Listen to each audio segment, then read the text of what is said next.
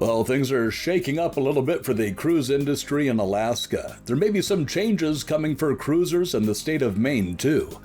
And did I predict the future again? Thanks for watching Backroads Tourist today. I'm Jeff, and before we talk about Alaska, let's take a look at what's happening in Maine. In 2022, Bar Harbor set a cap on the number of cruise ship visitors who could visit their port.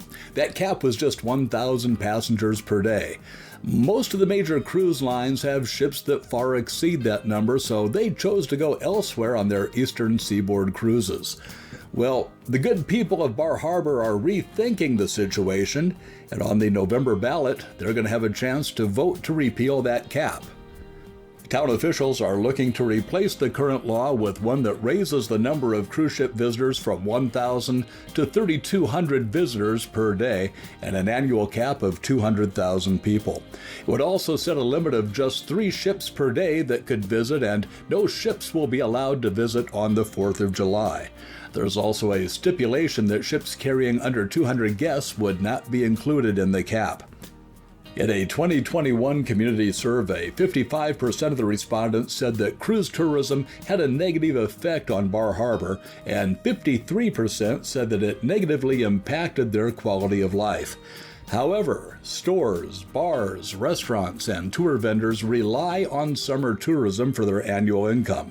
So we'll have to see just how that vote goes in just a few short weeks. Speaking of voting, Juneau, Alaska put it up for a vote of the residents as to whether or not they wanted to ban cruise ships on Saturdays. The measure appeared on the October 1st ballot, and the votes were tallied and verified just a few days ago. And it turns out that about 60% of the voters voted to allow cruise ships to still visit on Saturdays. Proponents of the measure said that these ship-free Saturdays would provide 1 day a week for rest, recovery, recreation, fishing, gathering, and events and activities at home, downtown, or elsewhere in the community. That sounds like a good appeal for the quality of life issue, but local business owners said that there's a relatively short window of opportunity for them to get tourist income, and they want every day possible to earn money while they can. Well, there's more to this story, and I may very well have predicted it.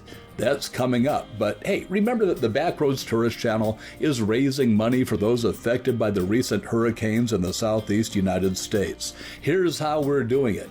I've put together a playlist of over a dozen spooky videos that are perfect to get you in the mood for Halloween. All of the income generated by those videos is going to help the American Red Cross hurricane relief effort.